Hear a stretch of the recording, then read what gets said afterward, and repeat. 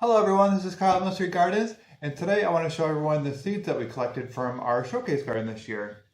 So if you didn't know, at our nursery/garden center, we have a showcase garden which we're developing, and eventually we want to have it be kind of like a botanical garden where there's just tons of specimens and everything's labeled. And the reasons that we want the botanical garden, we want it for education, for viewers of our channel, and for the community. We want it for the beauty. We want it for the enjoyment. Like, I enjoy gardening. It's like my favorite thing in the world. So having my own showcase garden is amazing. But one of the big reasons that we have it is for propagation. And this year we installed a lot of specimen plants that we purchased from other local nurseries in the area, especially native plants. And then the plants grew out and established themselves in the gardens, but came fall, we were able to collect a lot of seed. So we hope to do a lot of seed propagation this year. And if you're interested in native seeds or just seeds in general, I hope you find this video interesting as we go through some of basically all the seeds that we collected this year. Alright, so I'm just going to start pulling some random seeds from our collection over here. And the first one I'm going to talk about is the Cardinal Flower. So I'll put the pictures of the plants up on the screen and talk about the plants a little bit. So the Cardinal Flower we've had a couple years of experience with. I haven't specifically grown them from seed before, so I'm really hoping to do it this year. But the seeds do pop up in the nursery containers a lot from when I just leave the seed heads on the plants and they'll self-seed. So they definitely do self-seed, and we collected the seed like at the end of the summer. And when you collect the seed, you want to wait for basically all the plants for the seed heads to really dry out. But inside of these capsules, or seed, whatever they're called, it's filled with just like hundreds of little tiny seeds. So the seeds on the Cardinal Flower are really tiny, and after they flower, the plant does actually produce a lot of new plantlets at the base of the plant. So that's one way to propagate it as well. But the Cardinal Flower, I was looking at how to germinate the seeds, and online it said to soak the seeds in water and let sit for 12 hours. That's called scarification. And the stratification is the cold treatment. If it's cold stratification, there's also warm stratification. So you need to have it cold stratified for 60 days. So there's especially the native plants, a lot of them need the cold stratifications. So the way that I'm planning on cold stratifying a lot of these plants is I'm going to have to make a calendar of when I need to plant these plants out. And then I'm going to do something called winter sowing. It's when you kind of like sow in a container and you leave it outside basically. So it gets that cold treatment, and then it'll start germinating naturally on its own as if you plant it in the ground. So that's a Cardinal Flower. It's a super hardy, beautiful native plant. We already sell it at our nursery, but it'll be nice to try to grow from seed. The next one is this one. These actually aren't the seeds, they're the seed pods. And then the seeds are kind of just falling to the bottom of the container.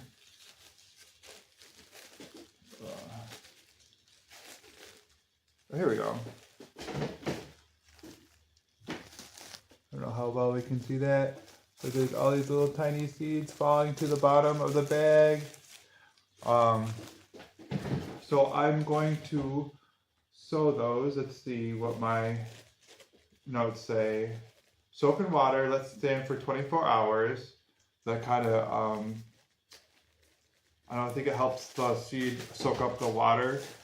And then the stratification is to cold stratify for 60 days. So if I plan this out, it should have the same stratification needs as a Cardinal Flower. Currently we sell one called, I haven't thought about it in a while, Agastache. I don't know, it's some cultivar of the Agastache foeniculum. So this is going to be the straight species, which is a little bit different. Next we have the Aromatic Aster.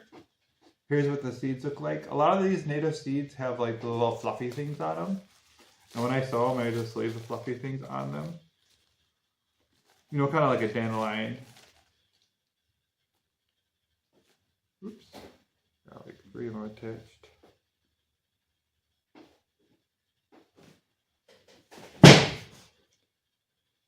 Got the little fluffy thing on the end, and then fluffy thing, and then the seed on the end. I don't know if that's gonna ever focus. So Aromatic Aster is a beautiful aster. It's one of the latest blooming flowers, and it blooms for a really long time. We'll put a picture of that on the screen. Let's see. Apparently it just says it benefits from stratification. So I will probably I'll put this or stratify it for like a month or whatever. And some of the seeds, you don't need to winter sow them. Like I've planted some of these seeds before, and I just had them in the fridge. This is where I'm storing them right now, and they germinated readily from that. Alright, so the next one is a New York State Ironweed. We'll put the picture on the screen. I'll see if I have any. Yep, soak for 24 hours, cold stratify for 60 days. They look really similar. You see my messy handwriting. They just look really similar to the Aromatic Aster. So that's one that we don't offer now, but we'll offer it soon. You can really tell what the milkweeds, they all look really similar. So we love the milkweeds. They're host plant for the monarch butterfly. And the caterpillars like to nom on the leaves, the little babies.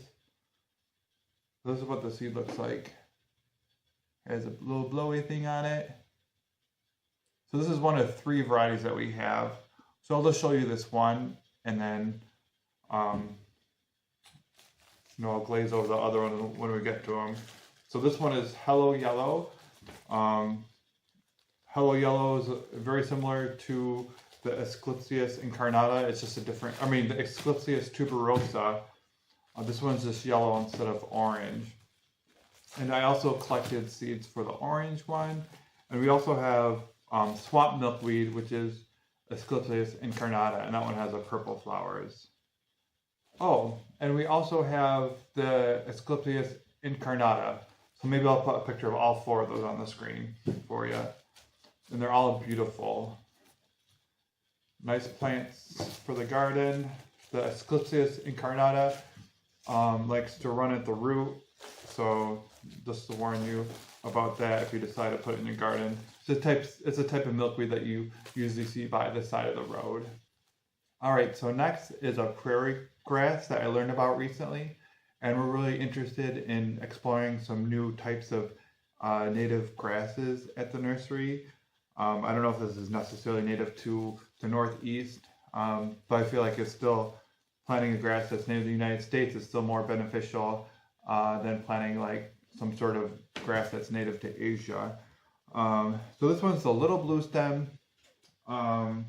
We'll put the name on the screen. Schizachyrium scoparium. That was my best attempt at it without looking out how to pronounce it first. We purchased this grass from another native nursery this year, and we collected the seed from it. Here's what it looks like. And the grass is really pretty. It's blue in color. Here's what the seeds look like. I haven't really looked up, did I write down stratification stuff on this yet.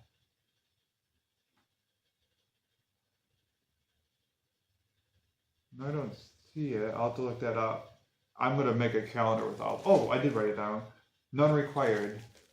So I like growing grasses at the nursery because they're like really easy. It's kind of just like growing grass in your yard. You just kind of like put it on top of the soil and maybe work it in a little bit and then water it.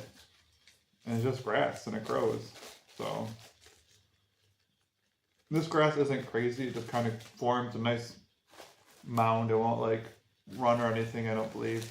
So nice grass to add to your garden. It has a nice foliage, the blue color.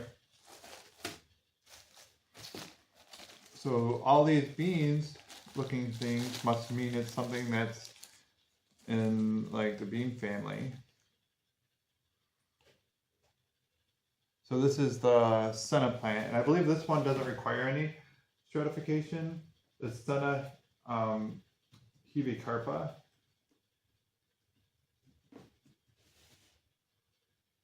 Yeah, it's in the legume family. It has very beautiful yellow flowers. And I'm going to crack open one of these things so I can show you what the seeds look like. So what drew me to this plant when I saw it at the nursery is I'm always looking for like the ornamental quality of the plant. And this plant was very striking because it was like 4 or 5 feet tall and like the just really pretty foliage. So it looked like something just really pretty to add to the garden. So here's what the seeds look like. Basically like bean seeds. So we'll have that available at some point next year. Oh yeah, so with all these seeds, we won't have these available in May. Like we have tons of plants coming from other places where we grow out the plugs. But since we were growing for these from seeds, a lot of these things won't be available until probably fall or late summer.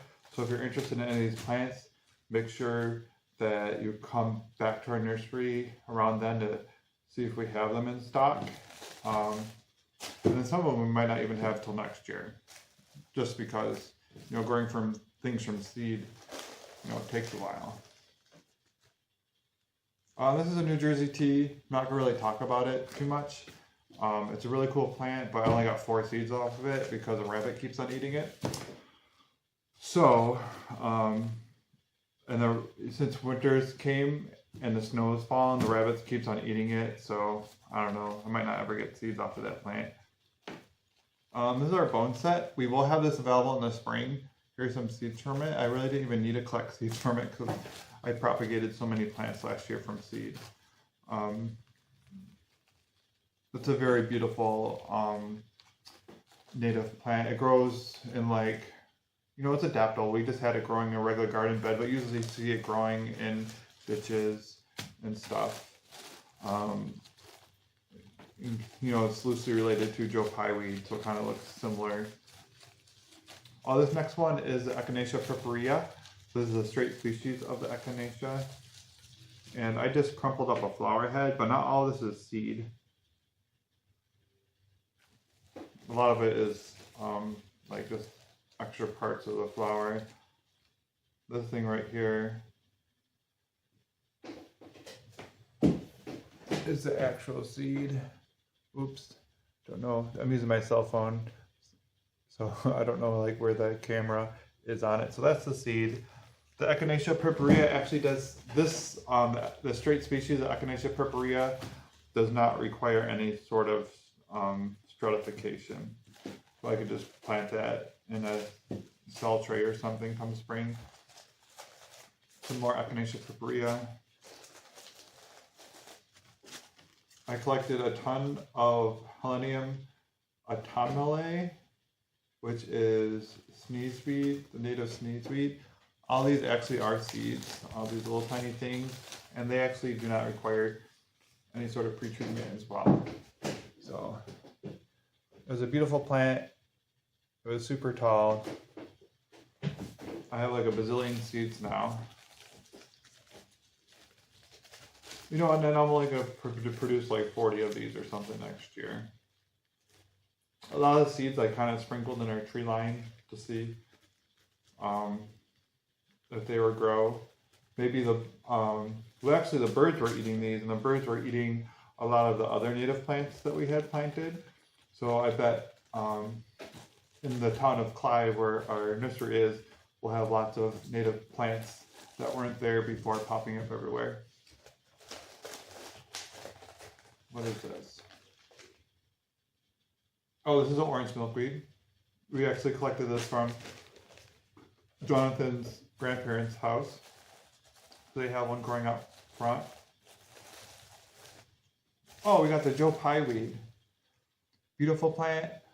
I bought some seeds for Pye Weed a couple years ago, and I've had lots of trouble germinating them.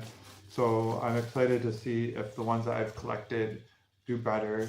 And according to the research that I have, they don't need any sort of pre-treatment. This was overkill. We, I don't know. I was like, we have the seeds. We might as well collect them. This is the 9 bark. This probably requires some sort of stratification. And you know, we have 9 bark plants. They're like really cool native shrubs in the rose family. So they have little rose flowers. We have tons of different cultivars. This is a straight species that has the green leaves on it, and then the seeds turn into, well, these are like the drupes or whatever, the seed pods, and within these are the seeds, and those seed pods kind of turn like a pinkish color. So it's just like a really nice plant. There's some seeds in the corner of the bag right there. There's a bunch of seeds right in the corner. They're like little tiny and tan colored. Oops. Computer went into hibernation. Let's see. Does 9 bark require certification?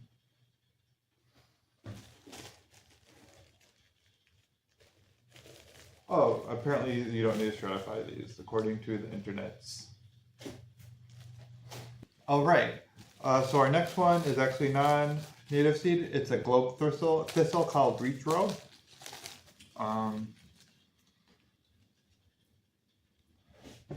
Here's what the seed looks like. Oops.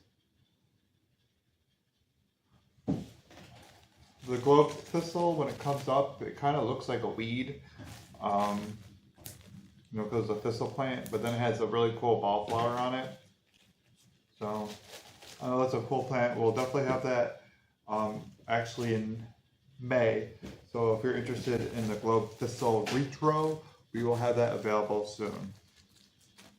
Here's just another aster. Looks really similar to the other aster that we had, the aromatic aster. This one's just a New England aster.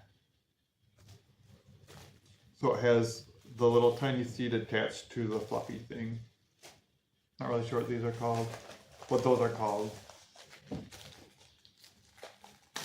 We put the picture of the swamp milkweed up on the screen earlier.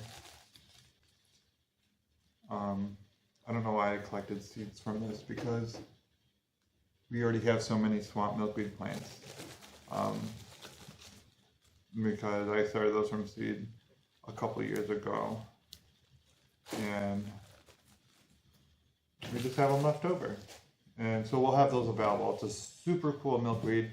It's hard to say what milkweed's my favorite, but that one, they call it milkweed, swamp milkweed, but you can just grow it in your garden. But it has like a pinkish flower on it and like very fragrant, so it's just pretty. These are seeds, old seeds that I ordered. I mixed them together just because I don't want seeds all over the place. Oh, what do we have? Oh, this is hollyhock. We stole the hollyhock Las Vegas this year. I just collected some seeds from a plant that was in a nursery container. Here's what they look like. They're kind of big. They grow really easily. They're biennial, so they don't bloom the first year. They create a mound of foliage, and they'll bloom the second year. Let's see.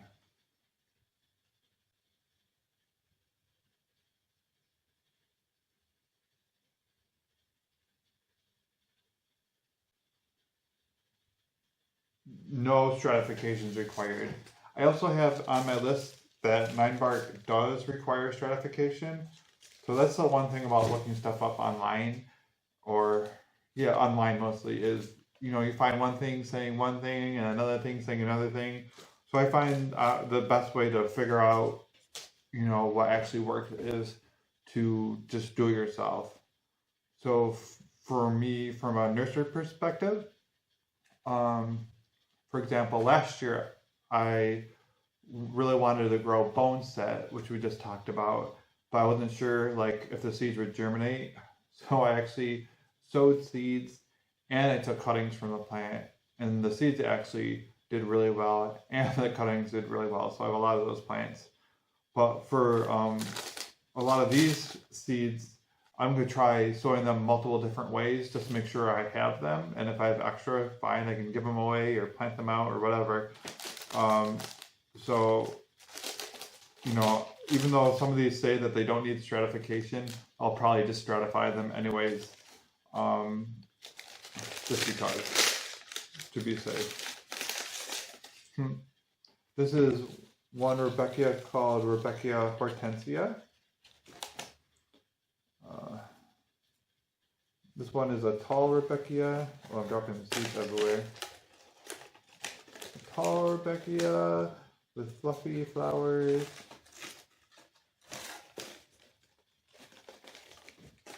It's actually a type of Rudbeckia lanceolata, which is another plant that we'll have available early next year in May, because I had those seeds last year. Those small seeds.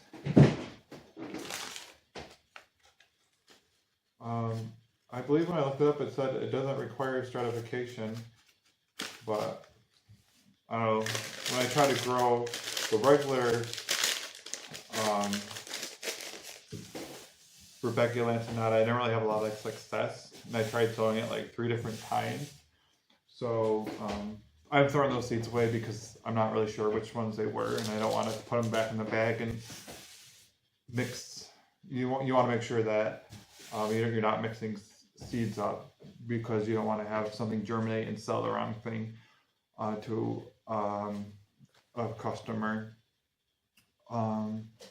So I'll try to sow that a couple of different ways, just to make sure we get it. Got one seed packet called Evil. This is a teasel. We can't sell this plant, but I just want to grow one of them, because it's an invasive plant. So I'll cut the blooms off before they go to bloom. Before they go to seed. So if I cut the bloom head off before they go to seed, then the plant can't spread. Here's a Asclepsias incarnata, another milkweed. We have our spotted bee balm. These, I'll put a picture on the screen. The seeds are just really small, and I don't believe any stratification is required. We did have that available our first year, in the late summer. I don't think we'll have it available in May, but we'll definitely have it available late summer. So if you're interested in that plant in your local, make sure you keep your eye out for it.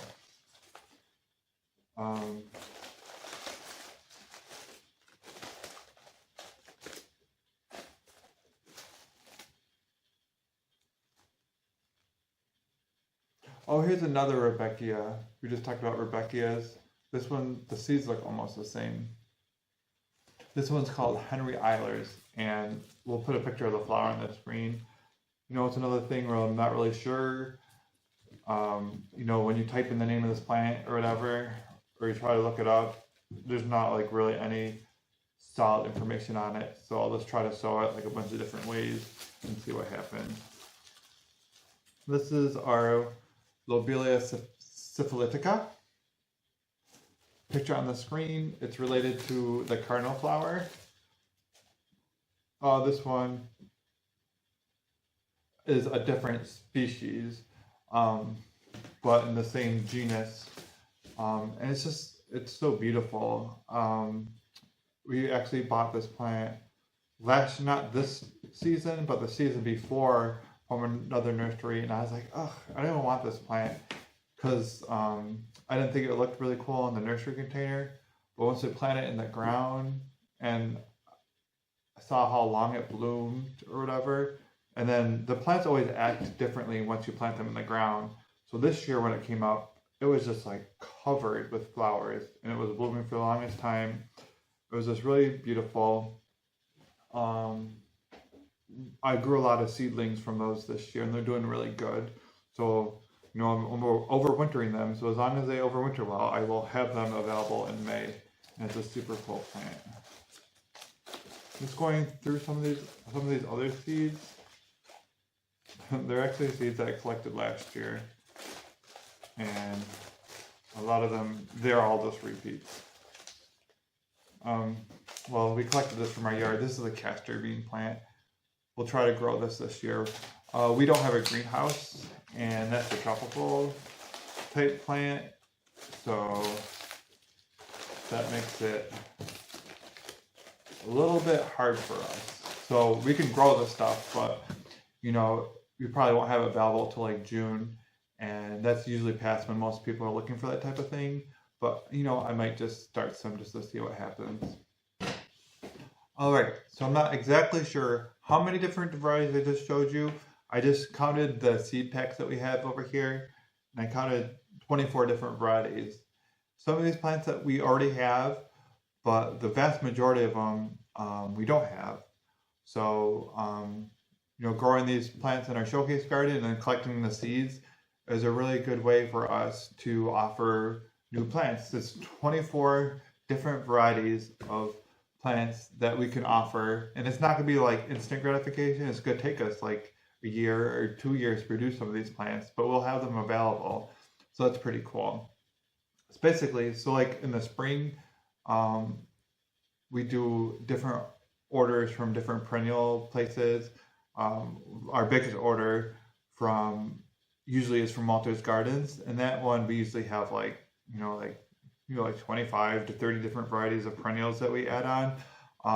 So just growing this is, you know, a Walter's Garden order basically, and that, you know, usually that order would be thousands of dollars. So we think it's super cool to be able to offer these plants that you can't usually get from other growers. These are native plants that we collected ourselves, so you can't really find these. In most places they're very unique. So, you know, it's just all around a really cool thing to collect your own seed and grow your own plants. So you can do this on the home scale. You know, if you just want to grow some plants for yourself or whatever, for your own needs, you can collect seeds the same way. You can put them in like a little baggie, just like I did. You know, let them dry out, put them in a bag, and then put them in your refrigerator. And then come like February and March, you can choose to winter sow them. Or there's other techniques where you can, you know, put them in moist sand or perlite or peat, and leave them in your fridge so they get the moist stratification or whatever. So, yeah, definitely there's lots of nifty benefits to collecting your own seeds. So anyways, if you have any questions, feel free to leave them in the comment section below. If you have any experience with growing some of these seeds, because most of these seeds I've never grown before, I would love to hear your experiences with growing these seeds.